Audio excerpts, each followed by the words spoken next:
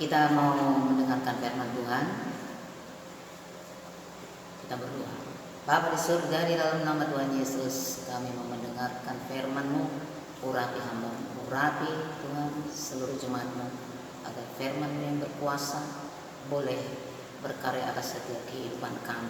Karena itu otoritas Roh Kudus bekerja atas setiap pribadi, sehingga firman-Mu berkarya, firman-Mu berkuasa atas setiap kami. Dalam nama Tuhan Yesus kami berdoa. Amin.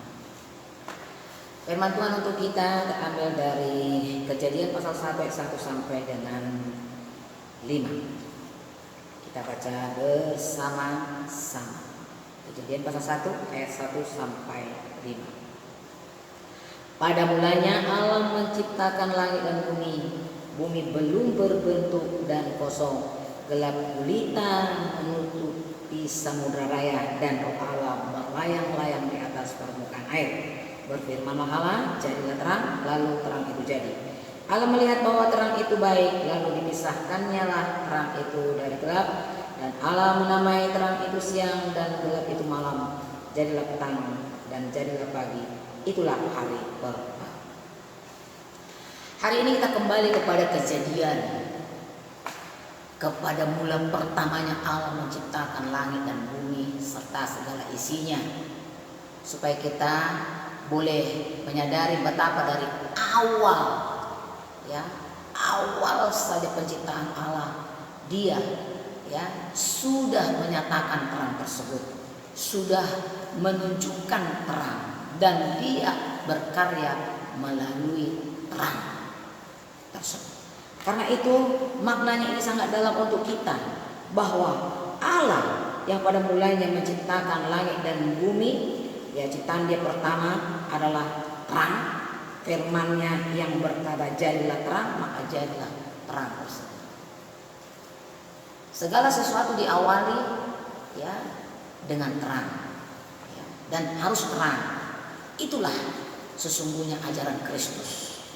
Semua harus dimulaikan dengan terang, dan harus terang benderang, karena cerminan Allah kita adalah Allah yang terang, bukan Allah yang gelap. Allah yang terang, Allah pembawa terang, bukan pembawa kegelapan. Bicara kegelapan adalah bicara kesulitan, bicara keburukan. Tapi bicara terang adalah bicara damai, bicara ketenangan. Coba mati lampu, kalau enggak semua menjadi gerasa gerusuk, semua kacau. Apa yang akan terjadi satu saat nanti jika bumi dikuasai oleh kegelapan? Mengerikan, membayangkan saja sudah mengerikan. Karena itulah dari awal kita sudah mengenal Kristus. Tuhan Yesus itu adalah terang. Kita lihat Yohanes pasal 1. Kita baca bersama-sama.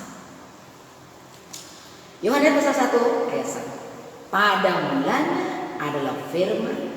Firman itu bersama-sama dengan Allah, dan firman itu adalah Allah. Ia pada mulanya bersama-sama dengan Allah. Segala sesuatu dijadikan oleh Dia, dan tanpa Dia tak ada sesuatu pun yang telah jadi dari segala yang telah dijadikan. Dalam Dia ada hidup, dan hidup itu adalah terang manusia. Terang itu bercahaya di dalam kegelapan, dan kegelapan itu tidak menguasai. Terang itu bercahaya di kegelapan, dan kegelapan tidak akan menguasainya. Tetap akan kalah kegelapan kalau sudah ada terang. Begitulah sesungguhnya cerminan kita, pengikut Kristus Yesus. Jika pengikut Yesus ada dimanapun keberadaannya, ia seharusnya dan harus membawa terang itu, terang yang menyertai hidupnya. Karena itu kita harus dikuasai terang tersebut. Bagaimana caranya kita dikuasai terang? Dikuasai Roh Kudus. Hidup kita ini betul-betul dikuasai Tuhan Yesus. Firman-Nya yang ada dalam hidup kita ini bukan perkataan manusia, bukan ketakutan dunia, tapi firman itu ada di dalam. Maka semua menjadi terang. Tidak ada yang perlu kita asalkan kita mengandalkan terang, yaitu Tuhan Yesus dalam hidup kita, selalu akhirnya akan ada penerangan. Apapun di muka bumi ini, semua akan menjadi terang kalau Tuhan ada di sana. Tuhan ada di dalam diri setiap anak-anaknya. Tuhan ada dalam diri kita setiap pengikutnya. Seharusnya demikian. Jangan pelin-pelan, pengikut Kristus boleh pelin-pelan. Ikut gelap jadi gelap dia. Ikut remang-remang jadi remang-remang dia. Tidak demikian. Identitas kita adalah terang. Anak-anak terang. Karena itu sangat jelas, terimalah terang itu. Terang itu telah datang ke dalam dunia. Dia ada bersama-sama dengan kita. Kita lanjutkan Yohanes pasal 1 ayat 5 mulai. Terang itu bercahaya di dalam kegelapan dan kegelapan tidak menguasainya. Datanglah seorang yang diutus Allah namanya Yohanes. Ia datang sebagai saksi untuk memberi kesaksian tentang itu, supaya oleh dia semua orang menjadi percaya. Kalau Yesus, kalau sudah terang itu ada di dalam diri kita, luar biasa yang akan terjadi. Selalu ada penerangan, selalu ada penjelasan, selalu ada penyelesaian. Kalau sudah terang, semua dapat kita lakukan, kita kerjakan. Karena terang. Tapi kalau gelap, apa yang bisa dilakukan kalau gelap? Dunia ini adalah kegelapan. Hati-hati manusia pun sudah banyak kegelapan. Dikuasai kegelapan tersebut. Maka tidak takut berbuat dosa. Malah lebih senang, bangga melakukan dosa. Karena dibodoh-bodohi. Karena kebodohan itu sudah menguasai manusia. Tetapi jika Yesus datang, diam dan tinggal di hati kita, ada terang. Kita bisa membedakan. Kalau sudah ada terang, kita bisa membedakan ada yang rusak tidak.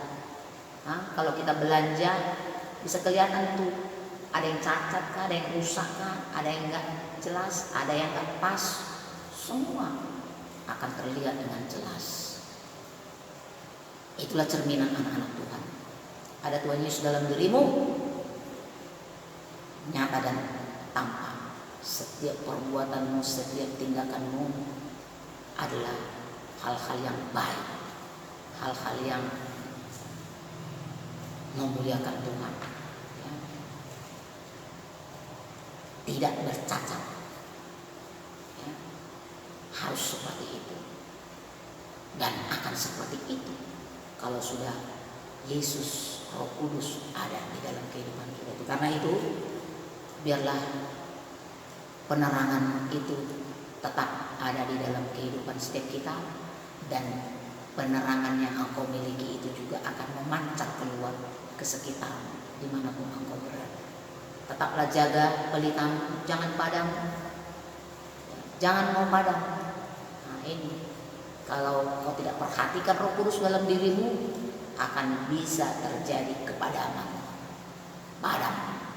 Padam imanmu, padam percayamu, padam ya harapanmu, semua yang jadi padam. Karena itu ya, untuk membangkitkan ya, atau untuk terang itu supaya tetap menerangi, sama seperti pelita katanya, ya harus diisi minyak. Harus diisi minyak.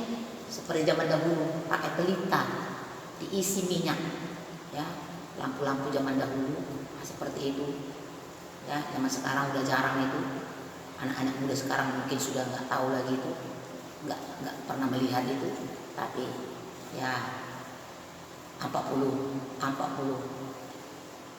ke belakang ya, masih sempat melihat lampu itu. Jadi kalau dia sudah habis minyaknya, ya sudah ya, harus diisi.